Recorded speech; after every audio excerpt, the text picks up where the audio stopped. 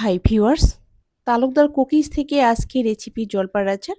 জলপাইয়ের আচার বানানোর জন্য এখানে আমি 2 কেজি জলপাই নিয়েছি। জলপাইগুলো আমি সুন্দর করে ধুয়ে নিয়েছি। আমি এখন সিদ্ধ করে নেব। চুলাতে পানি দিয়েছি, পানি কিন্তু গরম হয়ে গিয়েছে। আমি এখন জলপাইগুলো দিয়ে দিব। জলপাইগুলো আমি দিয়ে দিচ্ছি।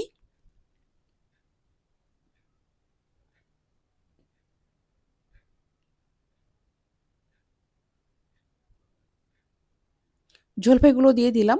এখন আমি 4 থেকে 5 মিনিট ঢেকে দিব। অবশ্যই খুব ভালোভাবে সিদ্ধ করে নেব। জলপাইগুলো কিন্তু ফেটে গিয়েছে দেখতে পাচ্ছেন।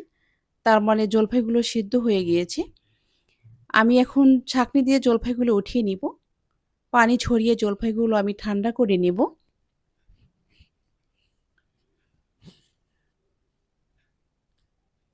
এখানে আমি নিয়েছি 3টা সাদা এলাচ, 5 ফোড়ন নিয়েছি, জিরা নিয়েছি, 4-5টা শুকনো মরিচ নিয়েছি।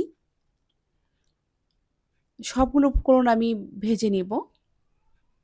চুলার আঁচটা মিডিয়াম রেখে আমি সবগুলো উপকরণ ভেজে নিব।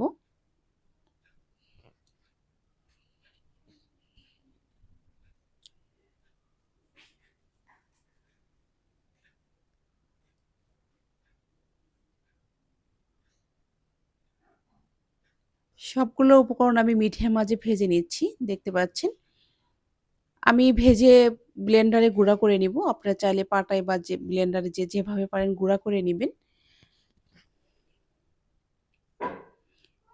অনেক সুন্দর ফ্লেভার চলে এসেছে, তার মানে ভাজা হয়ে গিয়েছে আমার। আমি এখন নামিয়ে নিচ্ছি। জলপাইগুলো ঠান্ডা হয়ে গিয়েছে, এখন আমি হাত দিয়ে চটকিয়ে নিব।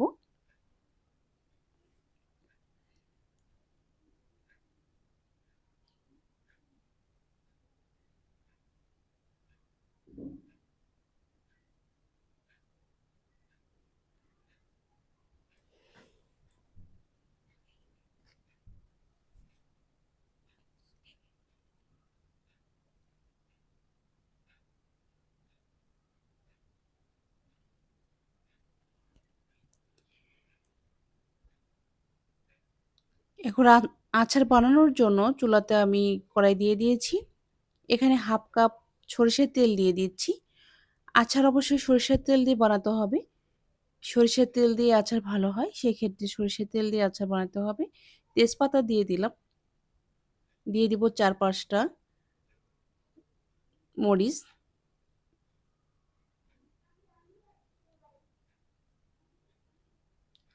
পাঁচফোড়ন দিয়ে দিলাম। একটু ব্রাউন কালার করে ভেজে নেব। আমি রসুন ব্লেন্ডার করে রেখেছি ভিনিগার দিয়ে। 3-4 চামচ রসুন দিয়ে দিব। আপনারা যদি পাটায় বাটেন সেক্ষেত্রে পানি ইউজ করবেন না, ভিনিগার দিয়ে বাটবেন। আমি ব্লেন্ডার করেছি ভিনিগার দিয়ে। এখানে 3-4 চামচ রসুন পেস্ট দিয়ে দিলাম। আমি ব্লেন্ডার করেছি ভিনিগার দিয়ে। আচারে পানি ইউজ না করাই ভালো। সেক্ষেত্রে আচারটা অনেকদিন সংরক্ষণ করে রাখতে পারবেন। আমি জলপাইগুলো দিয়ে দিচ্ছি। পানি ইউজ করলে আচার বেশিদিন ঘরে রাখতে পারবেন না বা সংরক্ষণ করে রাখতে পারবেন না, নষ্ট হয়ে যাবে। সেক্ষেত্রে পানি ইউজ না করাই ভালো। আমি জলপাইগুলো দিয়ে দিলাম। আমি 2 থেকে 3 মিনিট নেড়েচেড়ে নিব, তেলের সাথে মিশিয়ে নিব জলপাইগুলো।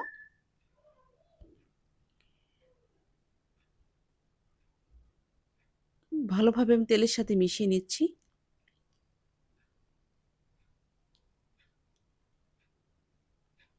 আমি এখানে টক ঝাল মিষ্টি আচার বানাবো, সেক্ষেত্রে আমি মিষ্টির পরিমাণটা কম দিব। আপনারা যে যেমন মিষ্টি খান সে তেমন মিষ্টি ইউজ করবেন। আমি এখানে 1 কাপ পরিমাণ গুড় দিয়ে দিচ্ছি।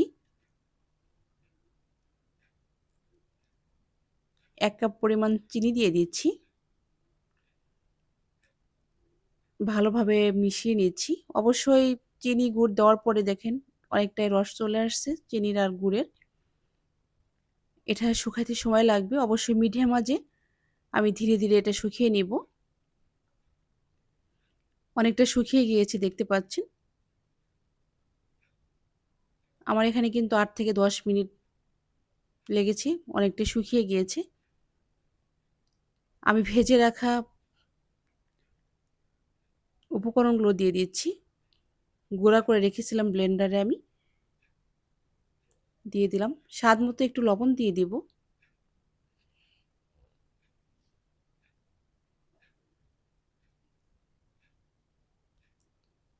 আমি ভিনিগার দিয়ে দিচ্ছি ১ চা চামচ। ভিনিগার দিয়ে আমি রসুন ব্লেন্ডার করেছিলাম, সেক্ষেত্রে আমি ভিনিগারটা একটু কম দিয়ে দিচ্ছি, ১ চা চামচের একটু কম দিয়ে দিচ্ছি। ভিনিগারটা দিলে আচারটা অনেকদিন সংরক্ষণ করে রাখতে পারবেন, সেক্ষেত্রে আচারটা নষ্ট হবে না। মিডিয়াম আঁচে আমি কিন্তু আচারটা নেড়েচেড়ে দিচ্ছি। অবশ্যই অনবরত নাড়তে হবে, আচারটা যেন লেগে না যায়, সেক্ষেত্রে ফ্লেভারটা ভালো আসবে না বা আচারের টেস্টটা নষ্ট হয়ে যাবে। আমি অনবরত নেড়েচেড়ে দিচ্ছি।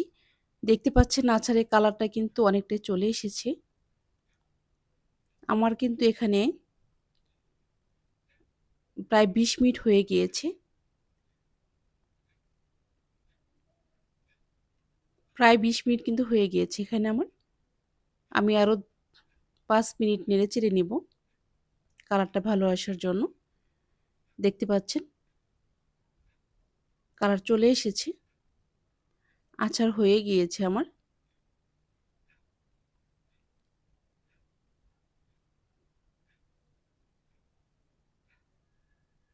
দেখতে পাচ্ছেন আচারের কালার চলে এসেছে।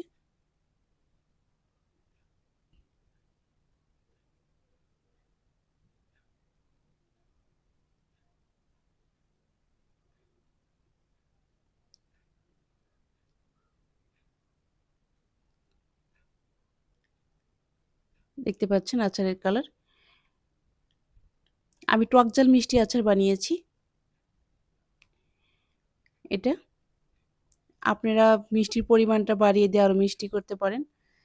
আচার আমার মনে হয় টক, টক ভাব থাকবে, এটাই বেশি ভালো লাগে আমার কাছে, তাই আমি একটু টক, টক ভাব রেখেছি। হয়ে গিয়েছে আমার জলপার আচার।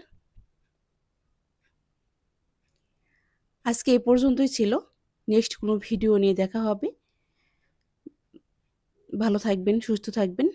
ভালো লাগলে লাইক, কমেন্ট, শেয়ার করে পাশে থাকার সুযোগ করে দিবেন। আল্লাহ হাফেজ।